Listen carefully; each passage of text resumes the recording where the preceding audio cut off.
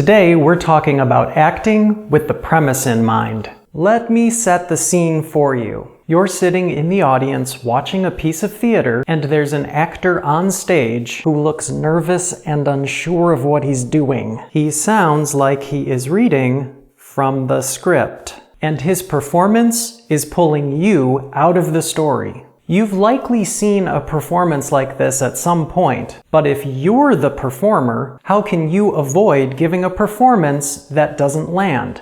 Today, we'll help you focus on the premise of your story. Here are 3 easy steps you can take to use the premise to level up your performances.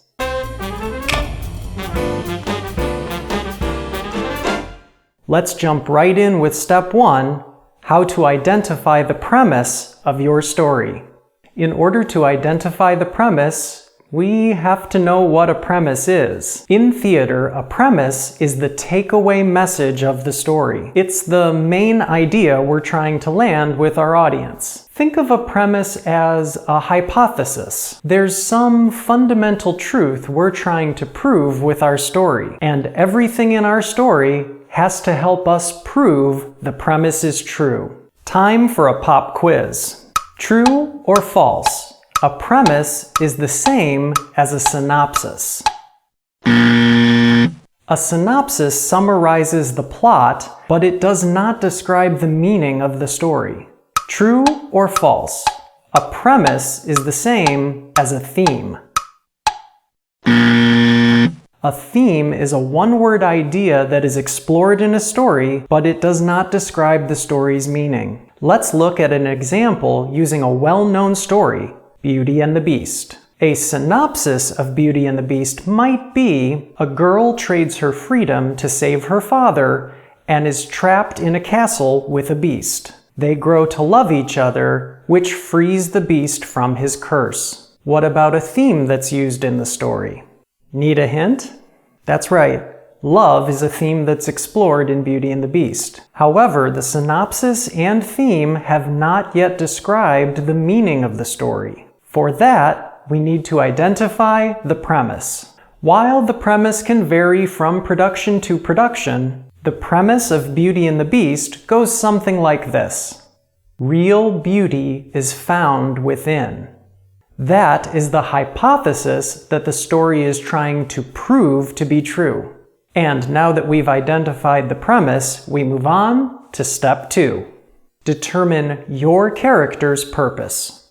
Whether you're playing the lead role or a part in the ensemble, every character has a purpose in the story that serves the premise. Think about it. Would your character exist if they couldn't help to land the premise? Of course not. So, it's important to find your character's purpose as it relates to the premise. But how do we do that? Well, it's time for a little character analysis. After you've read the script, the entire script, not just your lines,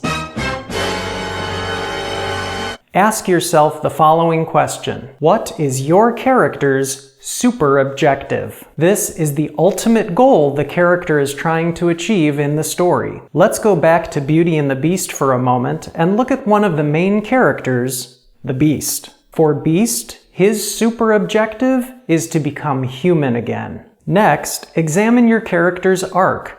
This is the journey your character makes throughout the story. Ask yourself these questions. Does your character agree with the premise at the beginning of the story? Does your character work to prove or disprove the premise throughout the story? Does your character agree with the premise at the end of the story? At the beginning of the story, when the Beast is a young prince, he probably does not agree with the premise. That's why he dismisses the old woman. He values beauty on the outside. But when he meets Belle and discovers her inner beauty, he starts to believe in the value of his own inner beauty. And in doing so, he transforms himself back into a prince. Finally, ask yourself this question. What role does your character play in serving the premise of the story? The Beast's purpose in the story is to represent every permutation of beauty, to determine whether inner beauty or outer beauty is more valuable. He begins with outer beauty, but not inner beauty. He is transformed, leaving him with no outer beauty or inner beauty. He meets Belle, who brings out his inner beauty, which lifts the curse and restores his outer beauty. Since his inner beauty is what lifts the curse and provides the happy ever after, his real beauty is proven to truly lie within, and he has proved the premise to be true. Now we've identified the character's purpose as it relates to the premise, and that takes us to step 3. Make choices that serve the premise. So you've identified the premise and your character's purpose within the story.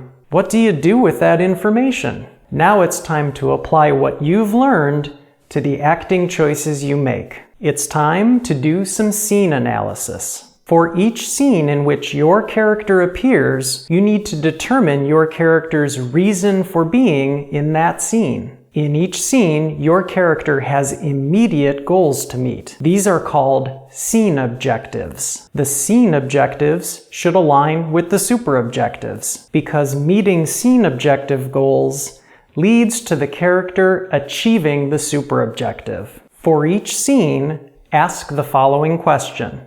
What does my character hope to achieve in this scene? Next, examine your character's performance tasks, which include lines, stage directions, blocking, and songs and dances in musicals. Once you've examined why your character is present and what your character needs to do, it's time to figure out how the character will do it. For every performance decision you need to make, ask yourself, how should my character behave to achieve the scene objective? Character behaviors are called tactics. These are the acting choices that define your interpretation of the character. Remember, actors take action.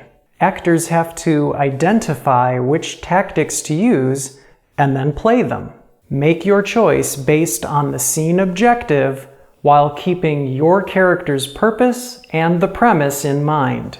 Your tactic choice will affect all verbal and nonverbal communication, including diction, dynamics, inflection, and rate of delivery, as well as eye placement, facial expression, gestures, movement, and posture. By examining why your character is present in the scene, you can go beyond what you need to do and make better choices about how to do it. By aligning your character's purpose, super objective, and scene objectives with the premise, you can effectively serve the meaning of your story.